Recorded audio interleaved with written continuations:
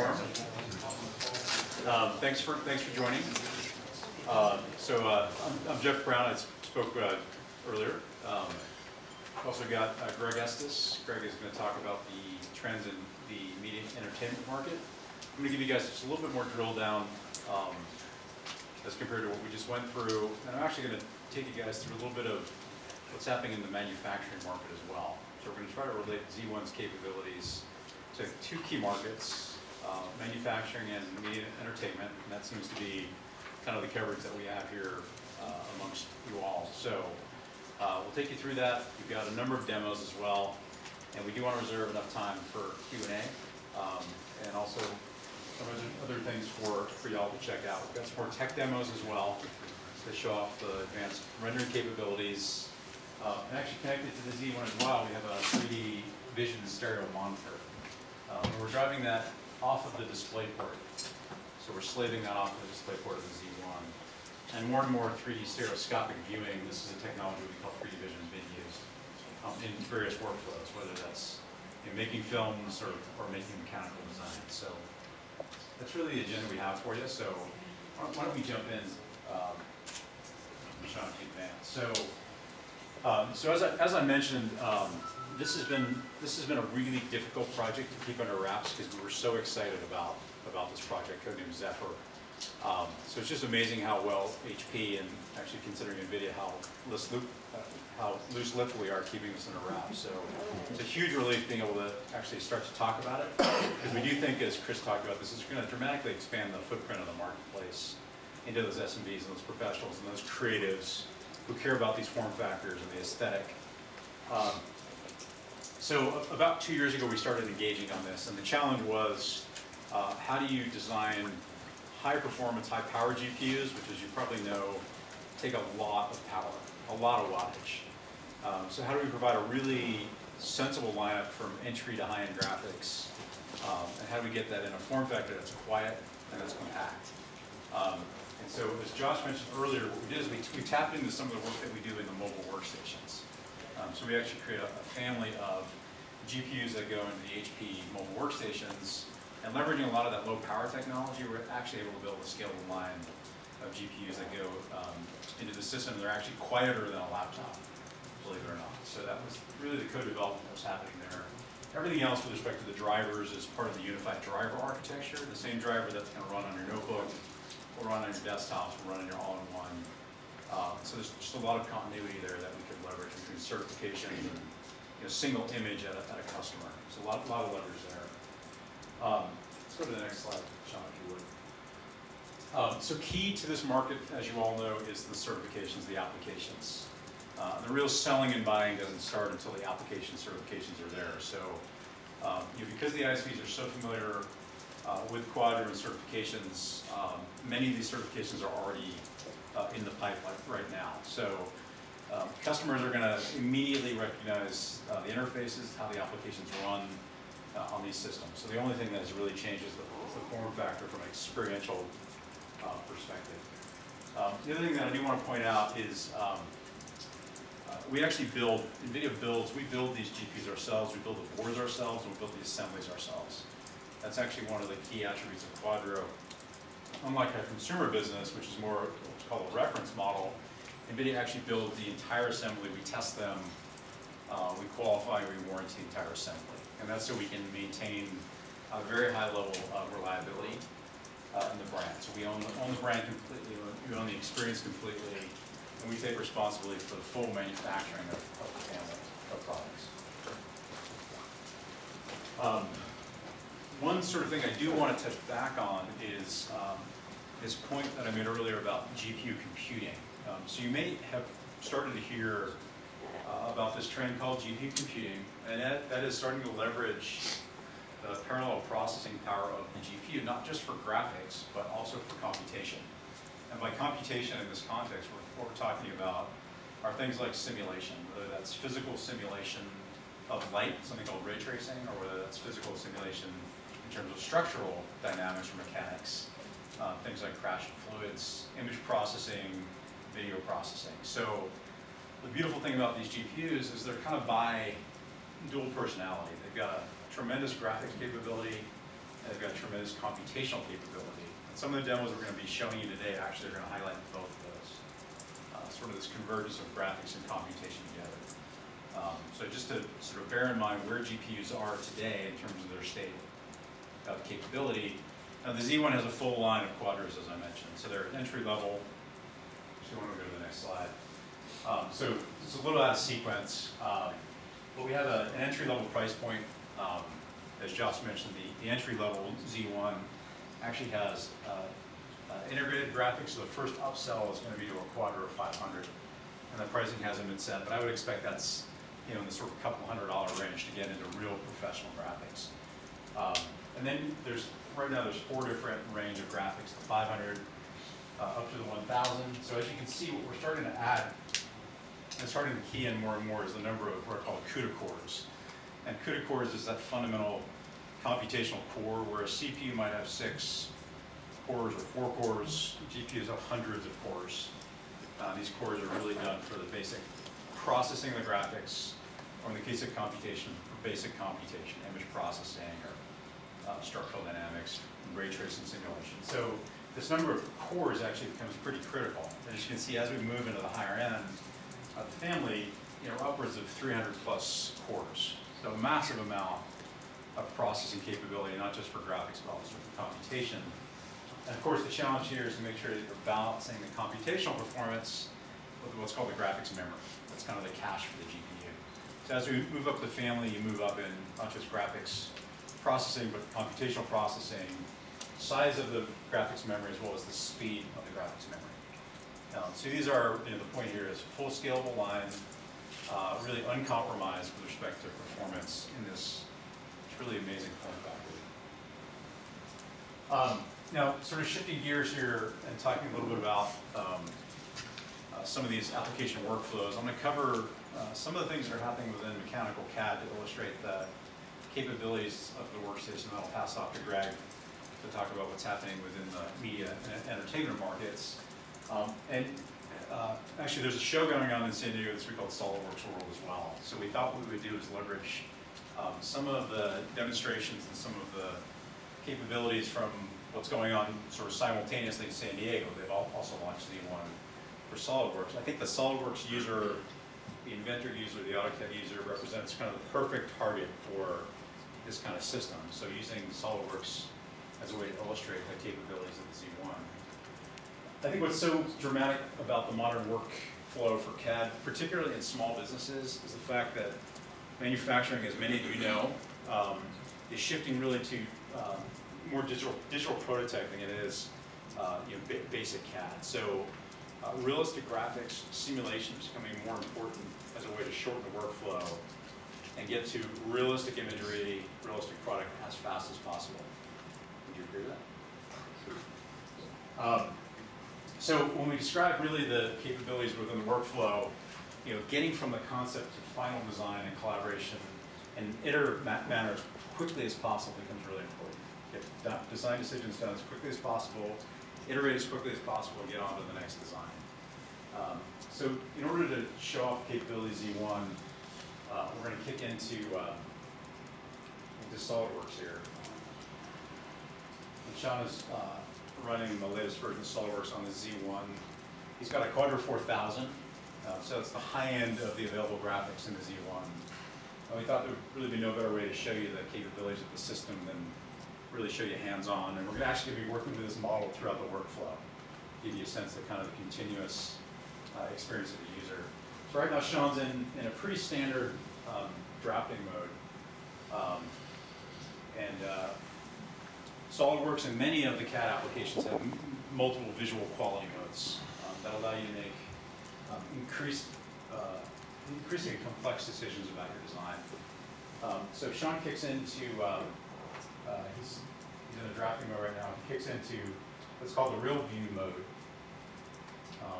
This is the most advanced viewport graphics you have within SolidWorks.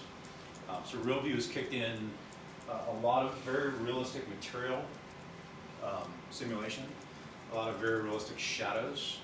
Turns out shadows are critical to making decisions about relative placements. Materials are becoming increasingly important as the aesthetic of everything becomes more important to consumers. So being able to go through a variation of materials and being able to work within the context of 3D and shadows and reflections becomes an important way to really shorten the workflow to get to a final iterative design. Anything to add here, Sean? Well, no, I think that it's important to notice that in addition to we also have amazing performance on this. The model that we have here is a concept car. This is a flattened assembly. It's got about 200 parts in it, and we can play with this and zoom in, select objects, and there's on the Z1 with the quadro in here, it's just perfectly fluid, even using the advanced real mode. Yeah, I forgot to talk about performance, because we now take performance almost for granted. Sort of beyond that, talking about other capabilities, simulation, and rendering, et cetera. So, okay. Thanks, Sean. And as I mentioned, we've also got SolidWorks pumping out full 3D stereo here on this planar 3D vision display. So we've got a set of active glasses here as well. In this case, we're using eDrawings, which is the PLM viewer out of SolidWorks. So you can pump right out of SolidWorks into a very light viewer that makes collaborative design much easier. You actually don't have to have the modeling application or design application in order to view the model in all of its detail and all of its glory. And adding the dimension of 3D adds just that additional dimension of realism to the model. All right, Sean, I want to keep going. So we talked about all the capabilities and just the increased expectation amongst users for increased visual realism within the application. So shaded with edges is graphics circa 10 years ago. Realistic shadows was something that we could handle in the GPU only really a couple of years ago, and now we're well beyond that into these real view modes where real materials, real shadows, and real dimensionality become something that becomes super interactive. Now the next step beyond this is to take advantage of the GPU. You got to bend your mind a little bit here, not to do graphics like we just showed you, but to do simulation. And there's really a couple kinds of simulation that are done commonly within mechanical CAD. There's of course structural simulation, structural mechanics. There's fluid simulation, and there's optical simulation, so light simulation. And there's actually GPU computing versions of many of the popular simulation applications. What we thought we'd show you here, just to continue kind of that theme about the new CAD workflow, is to show you an application from a company called BunkSpeed. Now, BunkSpeed leverages the GPU's computing capability through what's called the CUDA interface. It's basically a way to program the GPU in a very programmatic, very programmer-friendly way. We actually produce a ray tracer called iRay as a commercial product that's plugged into many applications, including CATIA and including BunkSpeed here. So I'm going to take us back to SolidWorks real quick so we can see that the model that we have here will be turned on, and then we'll go ahead and take a look at that same model here in BunkSpeed.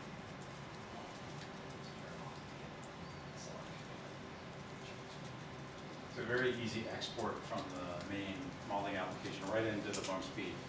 BunkSpeed.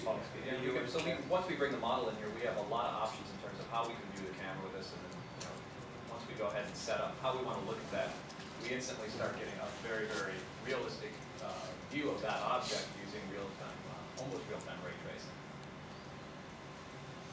So if you don't know what ray tracing is, it's a technique, it's a lighting technique that actually basically creates, at the end of the day, a photographic representation of the actual model, the actual lighting characteristics, and the material of that model. So at the end of the day, after some number of iterations, you're getting pretty close, you're going to end up with a full photographic, photoreal representation of that model. And that's using optics, that's using the physics of light, how things reflect and how things absorb. And these are called unbiased renderers. They will give you a complete, unbiased, full photographic end experience. The fact that this is accelerated on the GPU, you would not do this on the CPU. You just wouldn't have the time and patience to do this. You probably would batch it out to a server and wait a long time to get that back. The fact that a designer can now do that as part of a a process within their own workstation is truly breakthrough. Circumhentai cloud. Okay, and that's actually our bridge over to Greg. Is once you've finished the mechanical design, of an object, you need to go sell and market this thing. Perhaps even go create, some movie assets or some video assets. So, with that, I'll hand it over to Greg. Thanks, Jeff. Yeah, so you can imagine if you're an advertising agency and you're working with a product and you've got the real 3D models that you can work with. You've just seen in a real-time demonstration here on a machine like the new Z1 how the artists who are working at ad agencies have now the capability to take advantage of that as well. And that actually turns into video editing as part of that. And as a matter of fact, if you watch television commercials and you see the car ads, you'd be surprised at how much of that is actually digitally generated. I bet most viewers think that that car is whipping through that Swiss mountainside and the leaves are blowing and everything, when in fact you can see right here how amazing it is that you can have that level of interactivity. So even if it's just still shots for a magazine layout, this is a great capability. And that the fact that these tools are available for artists and animators in a form factor like this with all of the core tools that are certified and GPU accelerated is a big part of the story here. If you can go to the next slide, please. And as a matter of fact, there are dozens of applications that are accelerated on Quadro today and available right out of the gate with the new Z1. And again, as you've heard several times, I don't want to belabor the point, we have all the way up to Quadro 4000 level graphics here. And that's important because that is, for instance, the level of graphics that Avid certifies for media composers. So even the high-end Hollywood guys working in film and television that are taking advantage of the GPU capabilities and really pushing things to the edge with working with very high-resolution imagery and lots of layers and pushing out the highest quality content in the world. They're basing it on Quadro 4000, which is available here with, as I said, dozens of other applications across broadcast television, across media creation, across post houses, even for small wedding videographers, single-person shops, all the way up to the ILMs of the world. There's a role here for this. We're going to talk about this a little bit more. And really what it is it's this form factor ends up being very important for a lot of media users. Picture the guys who were in the truck outside in the parking lot at the Super Bowl, and you can just imagine for broadcasters, how many workstations they have doing the on-air graphics, doing the other work. That's in very close quarters, and also on television sets, right? More and more today, you're seeing the on-air graphics. We've got the newscaster who's dealing with things in real time. Well, a lot of that is controlled right there on the set. So the fact that it's very quiet, it's very small, is important in a lot of media applications. Also, in terms of the workspace, even in newsrooms or where Maya artists, Chris was from Autodesk was giving a lot of great examples there, how they're working together. Can we go to the next slide, please? Here's just, and I could have picked any one of the 1,000 images here to represent this. I just took one random one from French television station TF1. This is a very typical environment. Lots of things happening. They're trying to get stuff on air. They need high performance, but they're in close quarters. It needs to be quiet. And you know what? We can go back to the other slide just for a second. Sorry, go back one. That last point in attractive design, it turns out it matters, right? You walk into a post-production house and I'm going to charge you a couple $100 an hour for something that technically you might be able to do at home if you had a workstation of this class. You're looking for a stylish environment that looks cool, it's setting the right bar, and creative people want nice looking systems too. So it is no small matter that this is a darn sexy looking computer and has all those capabilities. But it's more than beauty, it's also brains as well. And if you go to the next slide, please. Through the Quadro graphics here, As I mentioned, the industry standard applications are greatly accelerated. Now, it depends on what you're working on. It depends on how many layers you have, what kind of camera formats, how many effects you're going to do, as to whether you're going to get this much speed up or this much speed up. But you see here, using Avid Media Composer as one example, up to 7 times faster with Quadro, measured on a Quadro 4000, by the way, which is the same level as the top end with the Z1. And it isn't just Avid. If we go to the next slide, please. Adobe Premiere Pro is another great example. So Avid's kind of the very high end of the marketplace, but the volume part of the marketplace, Adobe Creative Suite, particularly with Premiere Pro, which is the video editing application. Boy, that is the standard of the industry for all kinds of independent creatives, wedding videographers, corporate and event videographers, right in the sweet spot of the target market for the Z1 here. You see the kind of performance up to 11 times faster. And I'm going to turn it over to Sean and let him actually demonstrate some of that for you right now. Thanks, Greg. So before I go ahead and show this to you, let me just set up the scene that we've got here. We've got 5 layers of HD video. This is video that's been converted to P2 format, which is a pretty common high-def format. And we're just going to go ahead and play this back. And this is the kind of expectation that you can get just playing this back, not using any hardware acceleration from the GPU. And you can see instead of basically doing video editing, you're doing slideshow editing. Because you're not getting that kind of smooth performance that you really need. And if I go ahead and try to scrub through the scene, you can see that in no way does this video keep up with my ability to scrub through here and do this video cleanly. So the neat thing is that Adobe implemented this Mercury playback engine, and it utilizes the power of CUDA. And so we can turn on the GPU acceleration here. And once we do that, you'll see that automatically now my video is nice and smooth.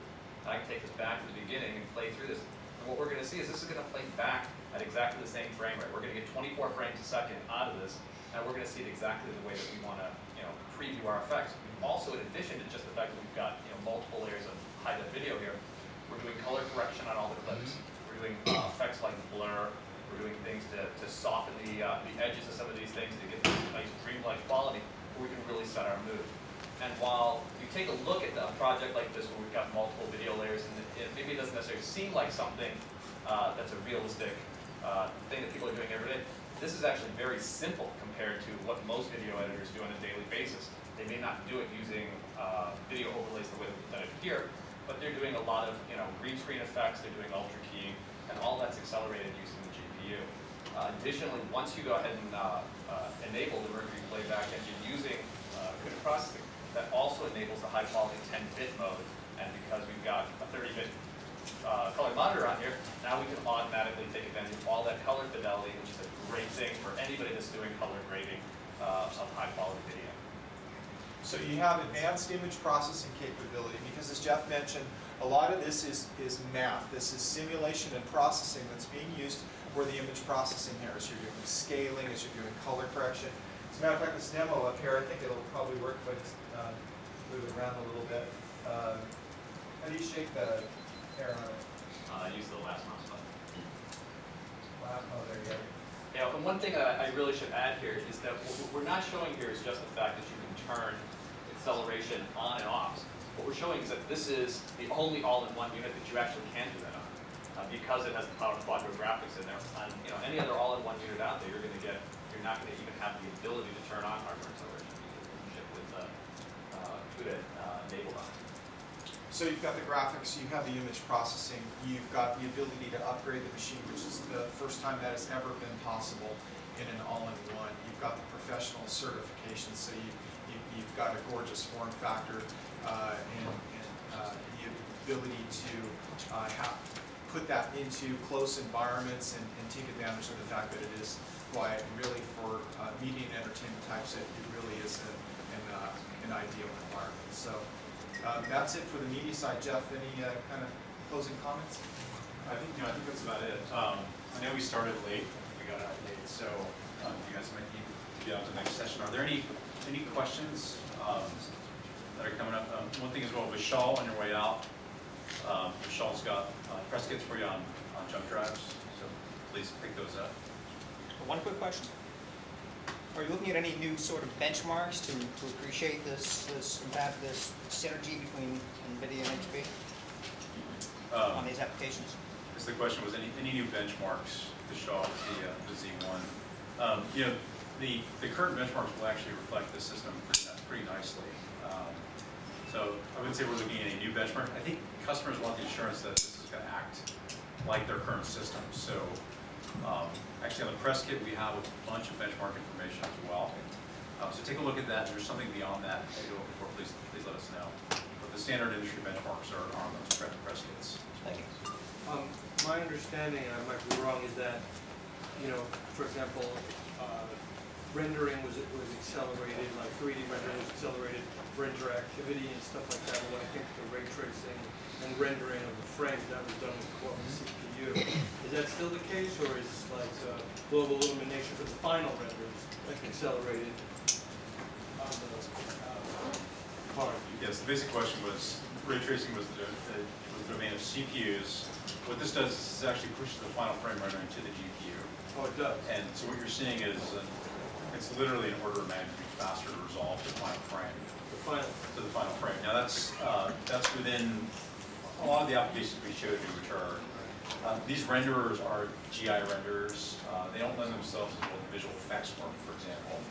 Yeah, that's where our render man or mental ray is going to be a better solution. These are really for realistic, critical, unbiased simulation. So it's really more in the domain of product design visualization, and visual effects. But it's a phenomenal render for applications, and very, very fast.